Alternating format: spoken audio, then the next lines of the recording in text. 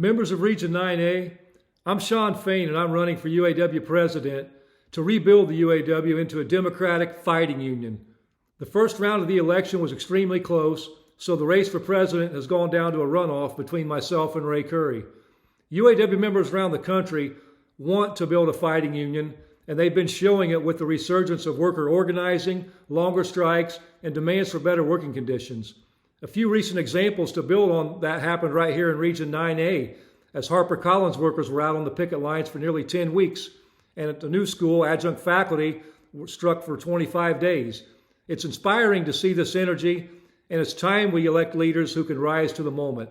For decades, we've had top-down leadership that's done very little to support the membership. My opponent, Ray Curry, is the leader of the administration caucus that's ruled the UAW for decades and has overseen corruption and concessions. Ray Curry's true colors were on full display at the UAW convention this past summer. We saw him and others in their caucus reverse the strike pay that had been increased to $500 back down to $400 per week. But you know whose pay seemed to have no issue being raised? Was their own.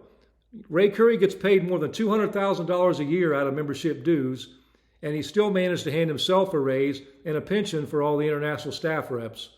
His leadership has brought us to the point where in order to take on your boss, all too often you have to take on union leaders too. So myself, along with thousands of rank and file workers, want to put an end to that. We know that with members in charge, we can restore the fighting spirit of the UAW, we can win strong contracts, and we can lift each other up. You elected Brother Brandon Mancia for your regional director. He has a bold vision for building up sectoral strategy and worker-led organizing. But what we've seen from the caucus since Brandon's election is pure retaliation against local unions who voted for reform. Such as this one example can be like when Curry pulled important resources from Local 2320.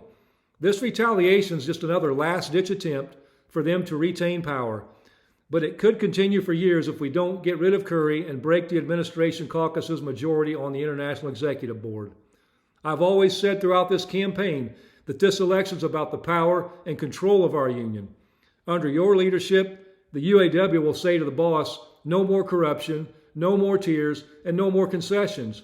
We're going to stand for equal work and equal pay.